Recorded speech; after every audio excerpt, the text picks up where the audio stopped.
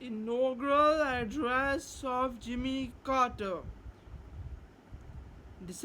January 20, 1977.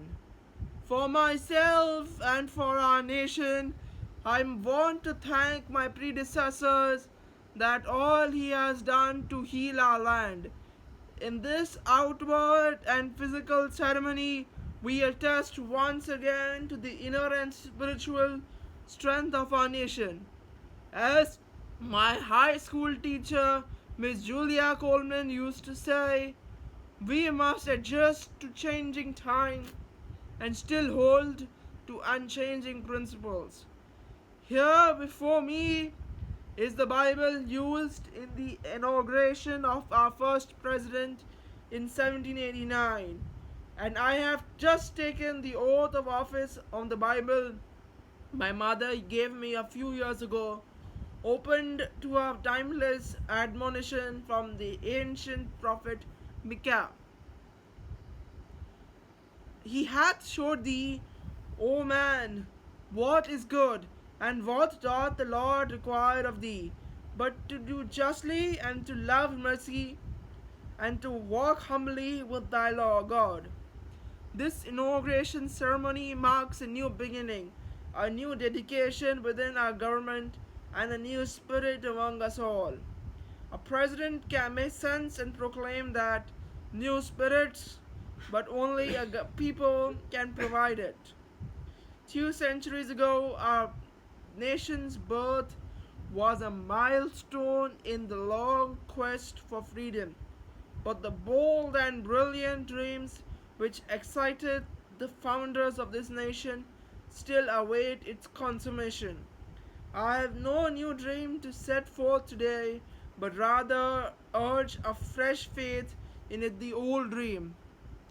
Ours was the first society open to define itself in terms of both spirituality and of human liberty.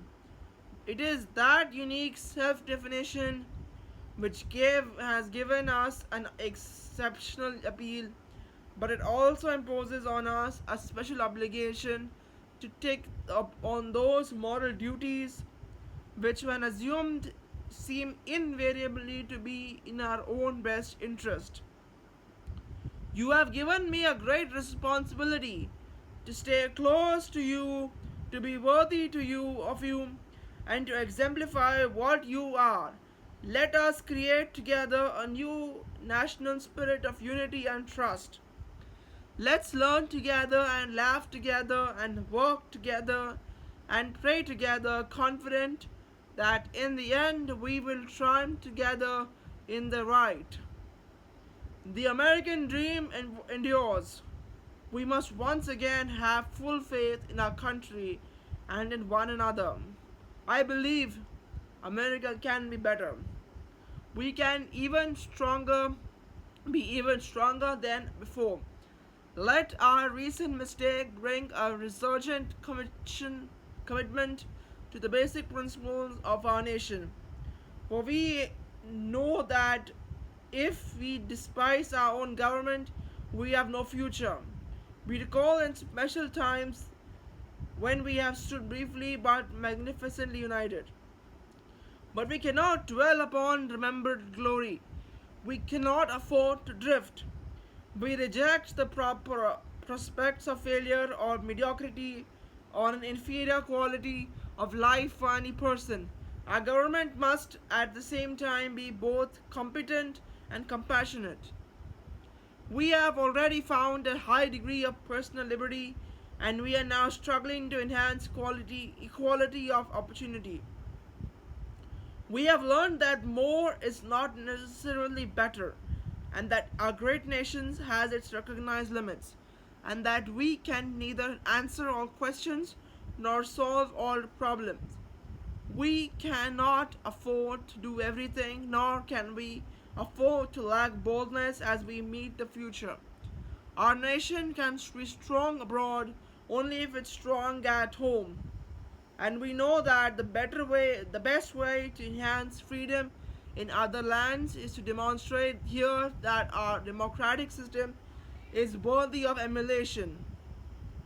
To be true to ourselves, we must be true to others. We must not behave in foreign places so as to violate our rules and standards here at home. For we know that the trust which our nation earns is essential for our strength. The passion for freedom is on the rise. Tapping this new step spirit, there can be no nobler nor more ambitious task for America to undertake on this day of a new beginning than to help shape a just and peaceful world that is truly humane. We are a strong nation, and we will maintain strength so sufficient that it need not be proven in combat. A quiet strength based not merely on the size of an arsenal, but on the nobility of ideas. We are a purely idealistic nation. But let no one confuse our idealism with weakness.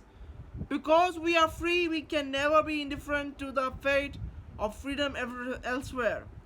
Our moral sense dictates a clear cut preference for these societies which share with us an abiding respect for individuals' human rights. We don't seek to intimidate, but it's clear that the world which others can dominate with impunity would be inhospitable to decency and a threat to well-being of all people. The world is still engaged in a massive armament race designed to ensure continuing equivalent strength among potential adversaries. We pledge perseverance and wisdom in our efforts to limit the world's armaments to those necessary for each nation's own domestic safety. We urge all other people to join, for success can make life instead of death. Within us, the people in the United States, there is evident a serious and purposeful rekindling of our confidence. And I join in the hope that when my time as a president was ended, people might say about this nation that we had remembered the words of Micah and renewed our search of humility, mercy, and justice, that we had torn down the barriers that separated those of different race and region and religion, and where there had been mistrust, built unity with the respect of diversity, that we had found productive work for those able to perform it, that we had strengthened the American family, which is the basis of our society, that we have ensured respect for the law and equal treatment under the poor, under the law for the weak and the powerful, for the rich and the poor, and that we have enabled our people to be proud of their own government once again. I would hope that the nations of the world might say that we had built a lasting peace, built not on weapons of war, but on international policies which reflect our own most precious values. These are not just my goals, and they will not be my accomplishments, but the affirmations of our nation's continuing moral strength and our belief in an undiminished, ever expanding American dream.